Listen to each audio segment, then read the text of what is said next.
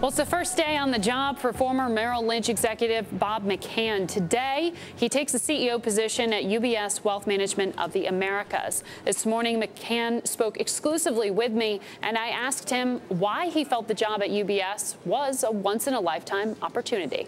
I had different alternatives, and the truth of the matter is that if you would have talked to me in April or June, I would have probably told you I was going to be doing something very different. I had been talking to private equity firms about starting my own business, either in wealth management or another part of the financial services industry. But then later in the summer, I got to know Ozzie Grubel. Later in the summer, I had the time to kind of study the industry. And the more I studied the industry and saw what UBS was today, where it was today, but equally importantly, what I thought it could become, I became more and more excited about this opportunity. There were some complications of me getting here, but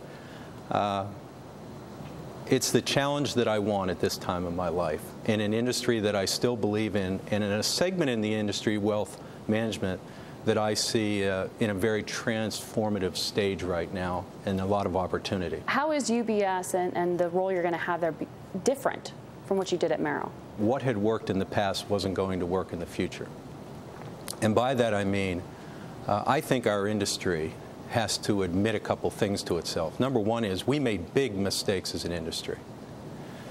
And the impact of that was felt in many, many ways in the economy, in institutional investors, but most directly on individual investors. The truth of the matter is the majority, or many individual investors, don't trust the companies and the people that run them. And you have to be willing to admit that mistake. Mm-hmm.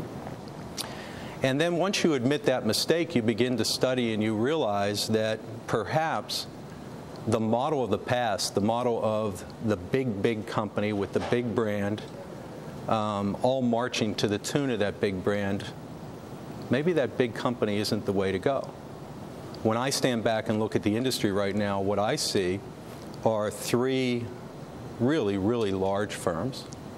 I don't hear myself, maybe others do, but I don't hear myself a lot of talk about the client. Mm-hmm. I hear a lot of talk about size and scale. I hear a lot of talk about cross-selling, a lot of talk about product push. And my goal over the next year is pretty bold and pretty straightforward. I want to create the best wealth management business in the Americas, and I want to restore the reputation of wealth management to be a trusted profession again. You worked 26 years at Merrill Lynch. Mm-hmm. Sally Krawcheck's now in that position overseeing that part of Merrill you oversaw and B of A.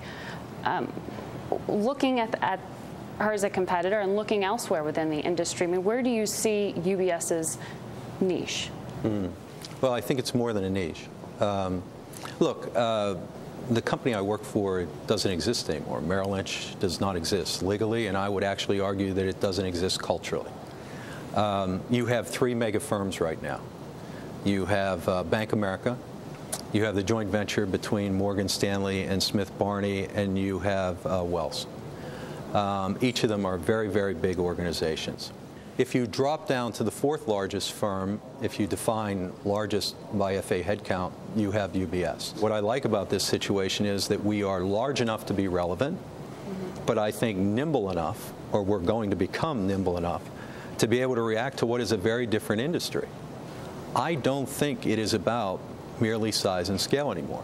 I started in Wall Street, as you say. I started at Merrill Lynch in 1982. And when I started at Merrill Lynch, there was a place for the boutique and the mid-sized firm. I see that coming back. My goal is to build the best wealth management business in the Americas. That isn't necessarily the largest. That was former Merrill Lynch executive Robert McCann, the new CEO of UBS Wealth Management of the Americas.